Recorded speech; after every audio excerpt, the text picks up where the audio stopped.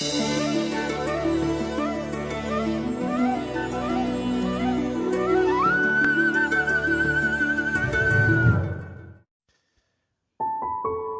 Bible का आध्यात्मिक परिचय।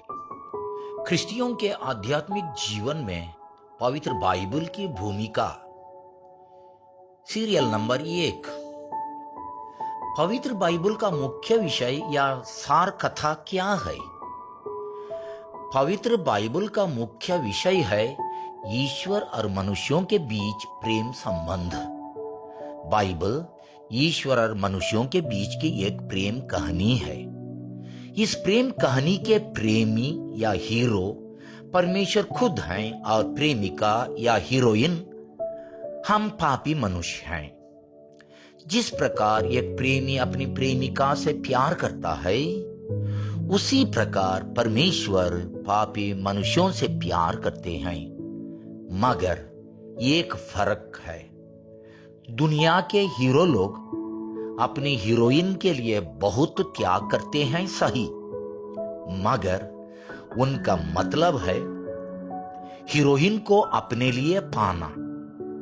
बाइबल की प्रेम कहानी अनुसार परमेश्वर जब मनुष्यों को प्यार करते हैं तब अपने लिए कुछ नहीं चाहते हैं। मनुष्य परमेश्वर के प्यार को नहीं समझ पाते हैं और उससे प्रेम संबंध तोड़ के दूर दूर भटक जाते हैं। इस प्रकार की हालत को शादी संबंध का प्रतीक या नमूना व्यवहार करके बाइबल कहती है कि ईश्वर एक प्यार से मोहित प्रेमी या पुरुष जैसे मनुष्यों को प्यार करते हैं, मगर मनुष्य उनकी प्रेमिका एक अविश्वस्त या व्यभिचारी स्त्री जैसे अपने पुरुष यानी ईश्वर को बार बार त्याग कर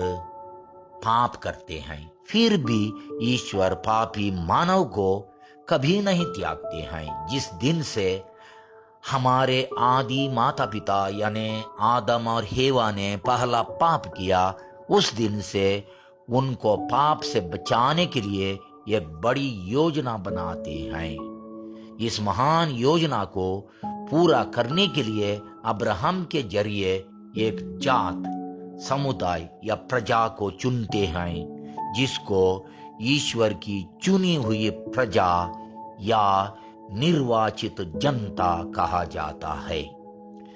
उसका नाम है इज़राइल। वो भी जब उन परमेश्वर को छोड़ के मूर्ति पूजक बनती है, तब उसे सही रास्ता में लाने के लिए महापुरुषों और नबियों को परमेश्वर भेजते हैं। तथापि जब वो बिल्कुल नहीं समझती है, तब निर्धारित समय पर अपने इकलौते पुत्र यीशु ख्रीस्त को इस संसार में भेजते हैं। उनकी शिक्षा, काम, दुख भोग, मृत्यु और पुनरुत्थान द्वारा पापी मनुष्यों को उद्धार करते हैं। यही है बाइबल का सारांश और सबसे बड़ी प्रेम कहानी। इसीलिए बाइबल को मुक्ति इतिहास कहते हैं, क्योंकि उसमें पापी मनुष्यों की मुक्ति के लिए ईश्वर ने क्या क्या योजना बनाई, उसका बखान या आध्यात्मिक इतिहास है। बाइबल मानव जाति के उद्धार के लिए ईश्वर की महान योजना को कदम पर कदम प्रकट करती है।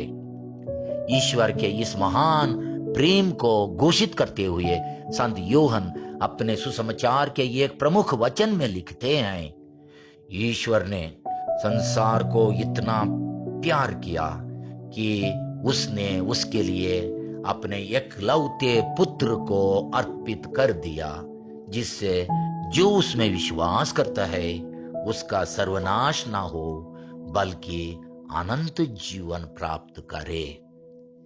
पिता ईश्वर का दिल इतना चौड़ा और उदार है कि अपने पुत्र को इस संसार में भेजने के द्वारा उनका प्रेम संपूर्ण मानव जाति को समेट लेता है, यानी पापी और संतों को भले और बुरे लोगों को, धर्मी और अधर्मियों को, जात और परजात के लोगों को।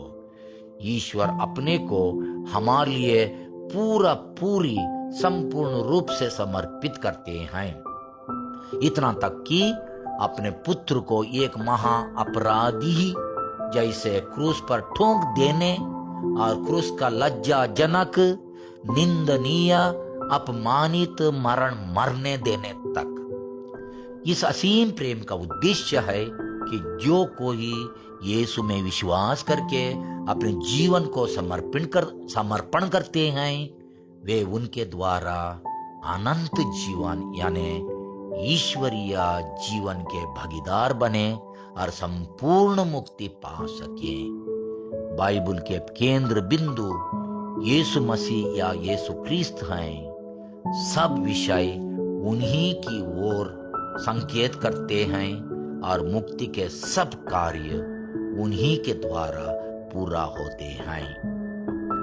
प्रश्न: ईश्वर ने अपनी मुक्ति योजना पूरा करने के लिए अन्य जातियों को छोड़कर इज़राइल को क्यों चुना?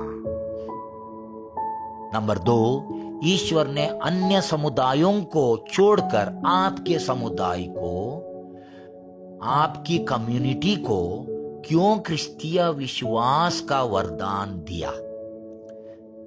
नंबर 3, ईश्वर ने आपकी जाति या खानदान में अन्य परिवारों को छोड़कर आपके पूर्वजों के परिवार को क्यों ख्रिस्त विश्वासी बनने के लिए चुन लिया?